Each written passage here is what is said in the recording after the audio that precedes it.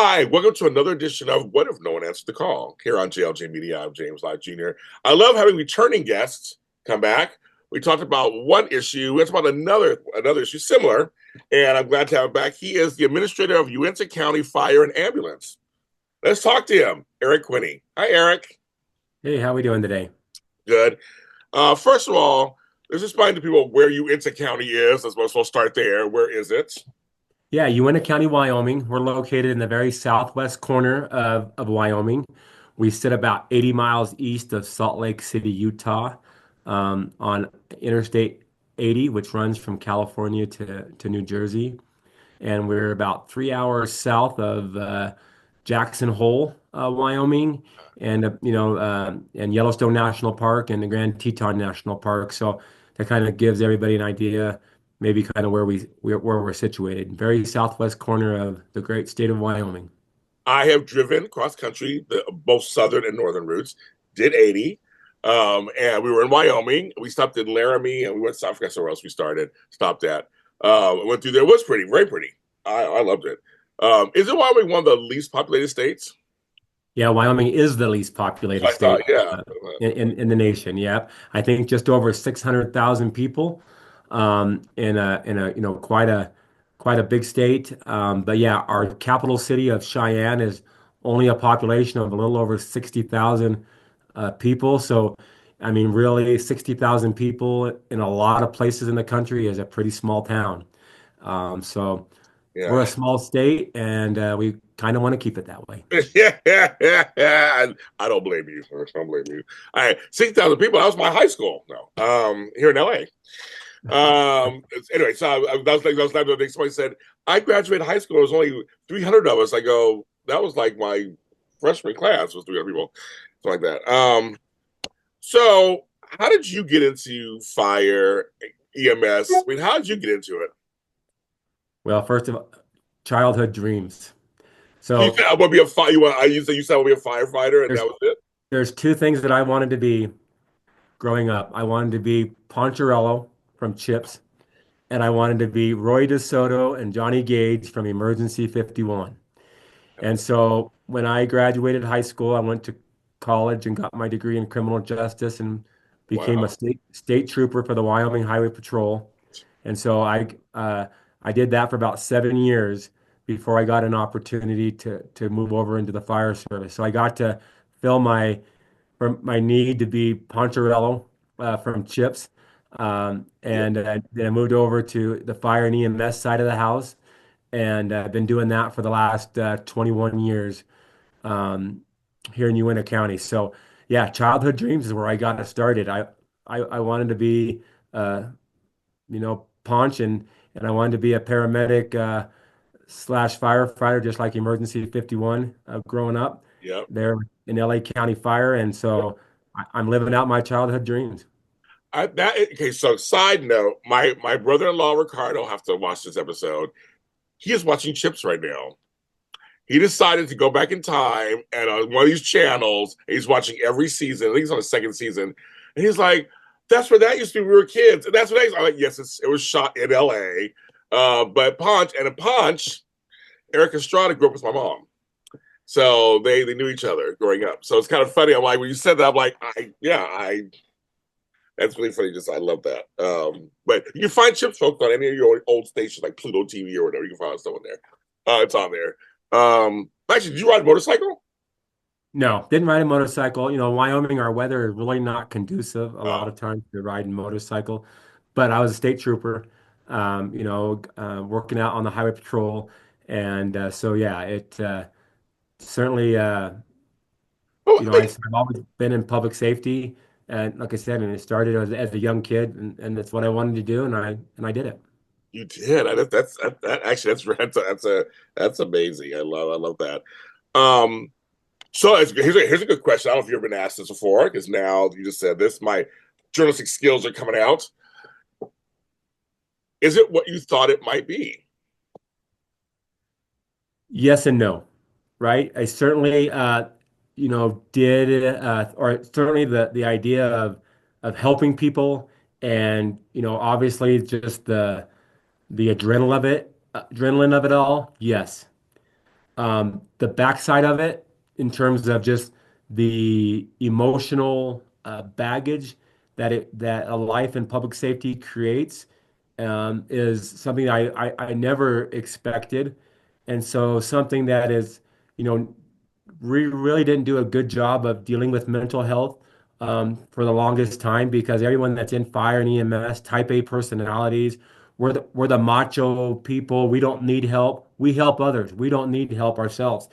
And so that part of it is, in terms of dealing with death and high stress situations, has a collective toll for a lot of people.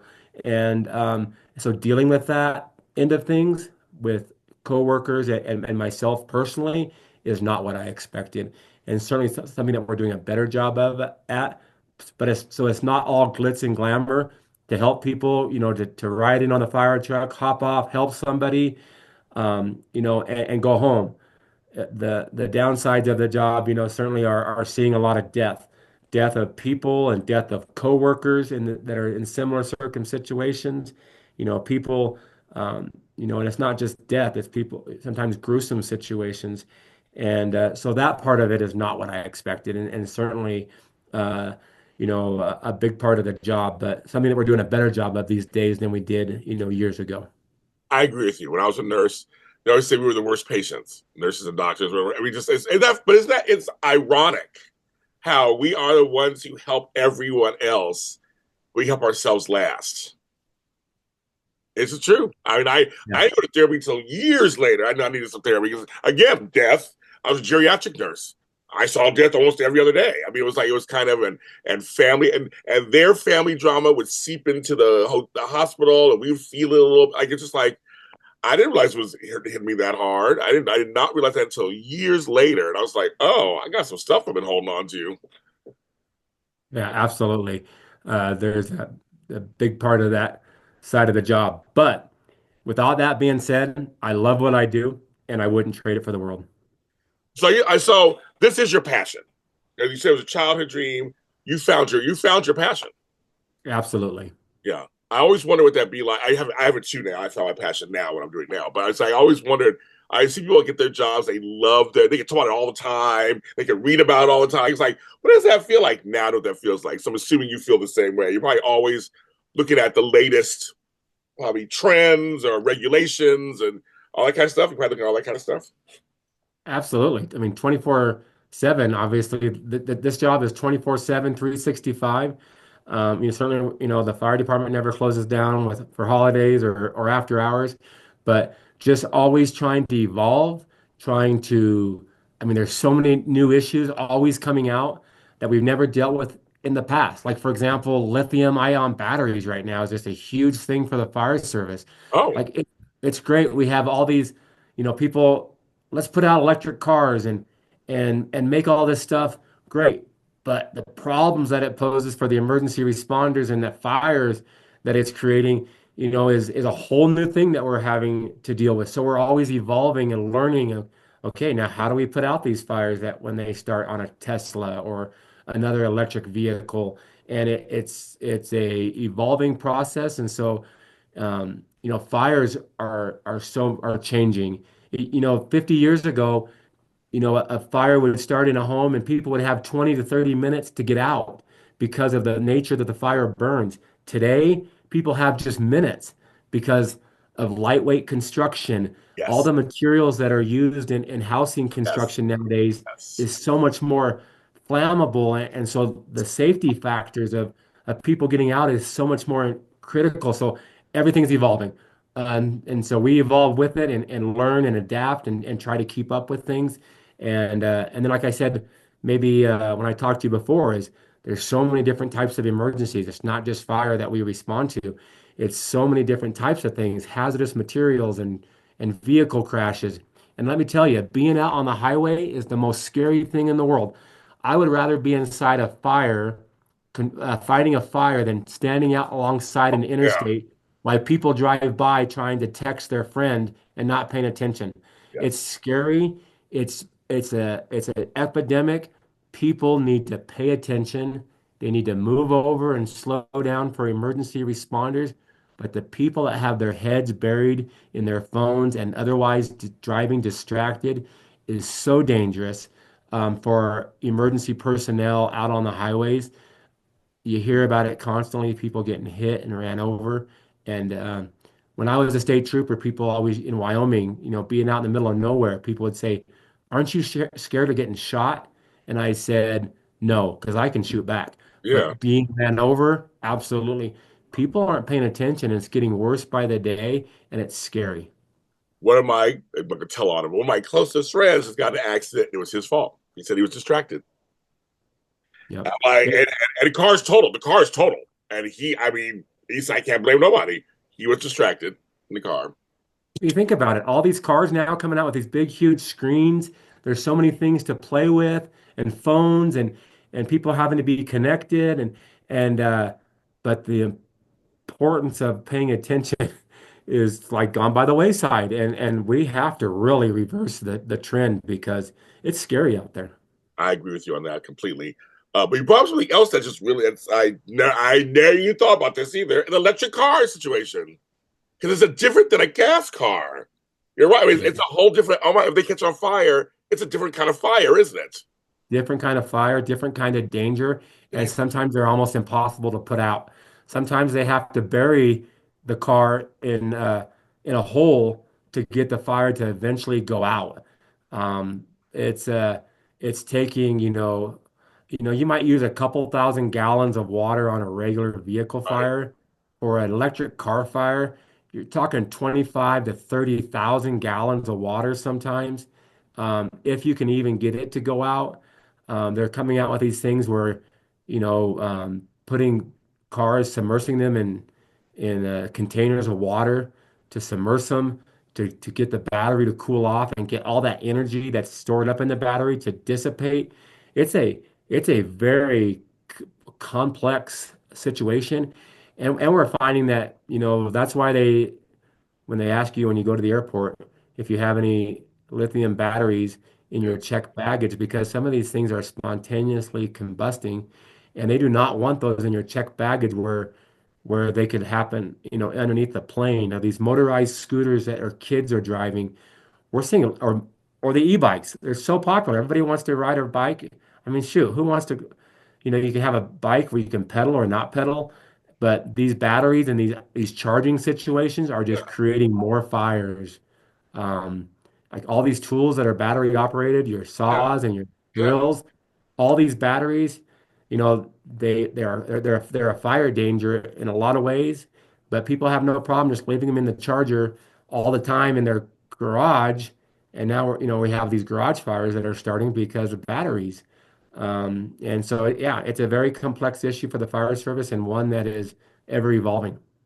Yeah. Even in these phones, these $1,000 iPhones, they're like, once it charges, unplug it. Do not leave it Yeah. plugged in. And I was like, well, I don't get it. Now, as you're talking, it's starting to hit me why. These things get hot. Laptops Yep. get hot. But I never thought about the cars. I never thought all that other. You just every time I talk to you, I realize something new. So I like that. I never thought of it before. That's kind of, and in California especially, a million Teslas out here, and a million electric cars out here that they're all on batteries, and like that's I can't even I Yeah, can't. and there's some electric car manufacturers that recommend people don't park their electric cars inside a garage um, overnight while charging because of potential fire risk. So there's you'd think that you could park your car inside your garage, but if you're charging it Yeah. and there's something that goes wrong in that charging process, certainly don't want it attached to your house. Yeah. You also brought up something that's so true. I mean, it's like we talked about it on the last show. How I was saying I was in a fire and it went really fast, and I'm not thinking back why it went really fast because in that house I lived in, we had a lot of I won't say the brand name, but a popular brand name furniture that is made cheaply. I mean, it's cute, it's functional, it's nice, easy to assemble. But it's not that old. I mean, I got some old pieces here that are made of wood and oak, and they don't burn as fast. You're absolutely right about that. They don't burn as fast. Where these other ones, like a matchbook, just and they go up. So you're right about it. I'm glad you brought that up. It's like stuff today is not made the way it used to was. No, and people don't realize that one of the things that can save your life in a house fire is just closed doors. A lot of people, when you go to bed, you keep your door to your bedroom open. We recommend nowadays that everybody go to bed and close your bedroom door. The amount of time that will give you to escape a fire is just immeasurable. In keeping the smoke and the initial heat out. Um, we could have a house fire, the entire house is black, and then you open up a door that was closed, and it's the drywall is still white.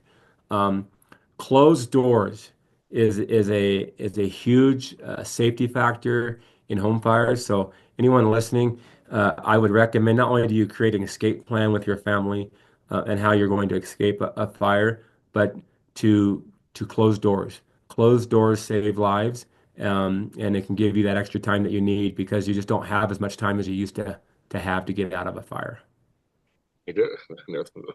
My brother always closes his door in his bedroom. I don't know. Maybe he knows why. I'm gonna start closing my door. I never do. I'm gonna start closing my door because you can't see back here. I have a back door, so I can. So you're right. I can just go out the back door if I need to. If that's a barrier to give me a chance to get out. Oh my Yeah. And god. certainly, obviously, I advocation of working smoke alarms Oh and yeah. carbon monoxide detectors. But yeah, closed doors is one simple thing that you can do to save your life in a house fire. I'm gonna tell you something, Eric. Though, like so I was in one major fire in 2006. I was living in San Francisco. It was a 4 unit condo, two on the bottom, two on the top. We were on the top, and I woke up to white steam coming out of the wall. I'm like, what's that? And it was coming out of the walls, just white steam. So I opened up we had a sliding glass door upstairs to a balcony, and it was going out, it was going out. Like, okay. And then I went downstairs, and I couldn't see or smell nothing. And I'm looking around, and then I went back upstairs, and I was like, okay. I was supposed to go meet people for brunch. It was like a Sunday morning. And I said, well, it's my friends. Give me a second. They must going to check this out a little more. This white smoke isn't stopping, or steam wasn't stopping. Thank God I did that. Um, Turns out my neighbor next door who shared a wall, the next kind of going, I have white stuff coming on my wall too. I go, something's in the wall. So I said, we called the fire department. So I'm glad I did. And when they brought the poker and they poked up and all of a sudden black smoke came down, and they were like, you need to evacuate now. Like, got it. Our alarm didn't go off. We had smoke detectors, none of them went off.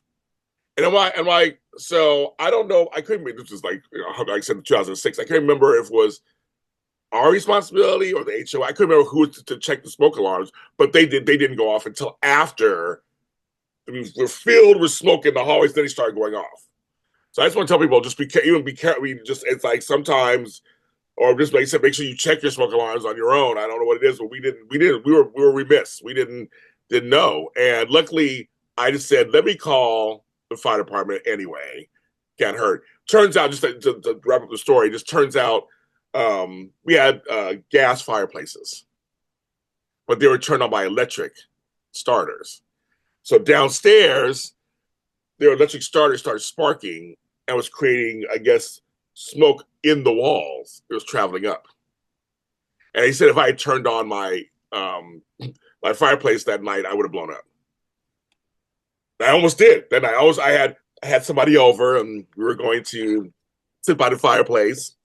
And then we decided, no, we'll go get a drink. We decided I literally was like, we'll go get a drink. But if I had, yeah. Anyway, so it was kind of I'm glad we didn't do that. But I had plans for him because we both would have been dead, or at least seriously injured. But they said that spark it was leaking, and it was creating and going up. And Yeah. yeah, It, certainly on this, as far as smoke detectors and smoke alarms, we do recommend that every time you change your clock, so twice a year, right? yeah, Change your clock, change your batteries and your smoke alarm and smoke detectors, and just kind of do that test. They all have a test button, make sure they're working. And sometimes, depending on um, different types of smoke and where it's going. It takes a minute for it to get to a smoke detector um, and stuff, but and that's why I we recommend people have not just one in a house, but multiple locations and stuff because of that way that the smoke travels. We want to make sure that it gets to a smoke detector, so have that early advance warning for folks. I agree. No, I agree. I just want to tell. Sometimes I was like, folks, just I mean, they're very important because I don't know if I hadn't woken up would have gone off, not gone off. I could. I mean, people get smoke inhalation all the time when they're sleeping, and who knows what could have happened. So I was lucky on that one. What are some of the, what are some of the things that you guys are doing over there in Uinta County to kind of help with EMS services, fire and ambulance, all that kind of stuff, first response stuff? What are you guys doing over there that you're proud of? What are you guys doing over there?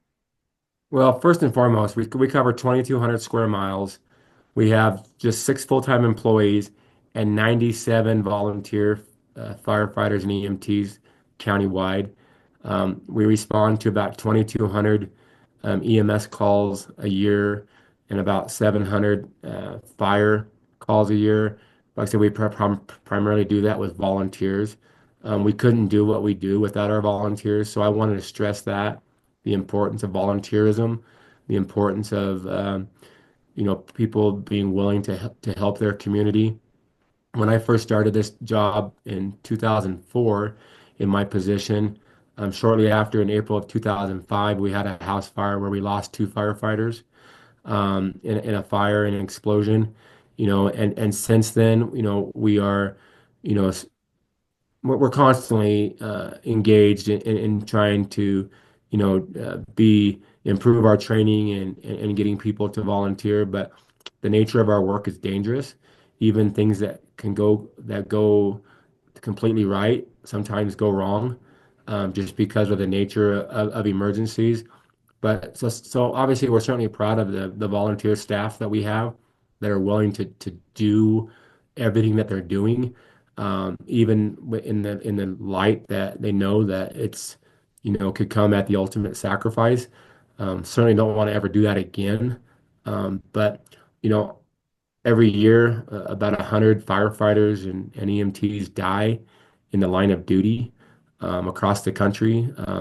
So, certainly the nature of the job, and we talked about the highways being dangerous, and that's really, a source of things. But we're certainly proud of that. We're certainly trying to, improve our public outreach into the communities, and talking about smoke alarms, smoke detectors, closed doors, and getting people, and distracted driving as a lot of things. So yeah, we're certainly proud of just, community outreach and, in bolstering our volunteer ranks, and being able to provide, services. We're a small state, we're a small community, but we have Interstate 80, which is a major interstate coming right through our county.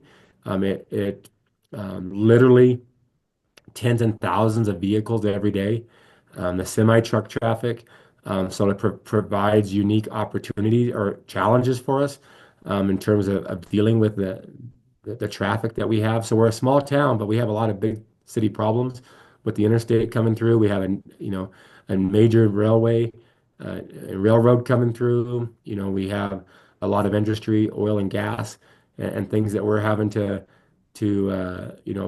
stand for the ready to respond. So we're just super proud of the volunteer force that we have, and certainly are working always to bolster that and get people to volunteer and serve the community. But certainly just try and do the best job that we can to serve our community and answer that call, right? Answer the call when someone calls. That's our main focus, is to answer the call when somebody calls 911.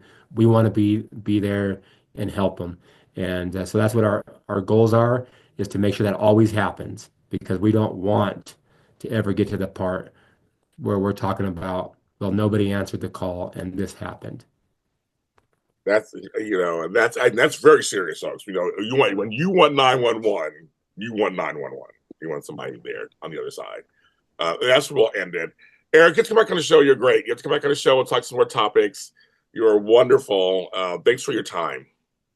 You betcha. Anytime, any topic. And like I said, anybody listening out there that maybe feels the inclination to help us answer the call, please visit your local volunteer fire station and or nvfc.org with the National Volunteer Fire Council and learn how you might be able to volunteer to help your community. We need more people, and so if anything that maybe you heard today resonated with you, we welcome you to join our ranks and help us be the ones to help others. So thank you Yes, for having me. yes, please. And also, I learned some stuff myself today. So, and in the last episode, I learned some stuff. So, always stuff to learn out there. I'm James Lott Jr., of course. What if no one answered the calls on all streaming platform services out there, audio, and on YouTube on my channel, JLJ Media. And we have all kinds of guests coming on. We're really passionate about this subject. It's a basic thing we need all over the country. Like I said, it's a basic need we have. And like you said, if you have an inclination to volunteer, go to your local fire place and just talk to them and see what they can see where they can place you. You'll be helping your community, which is always very important too. I'm James Lott Jr. We'll talk to you next time.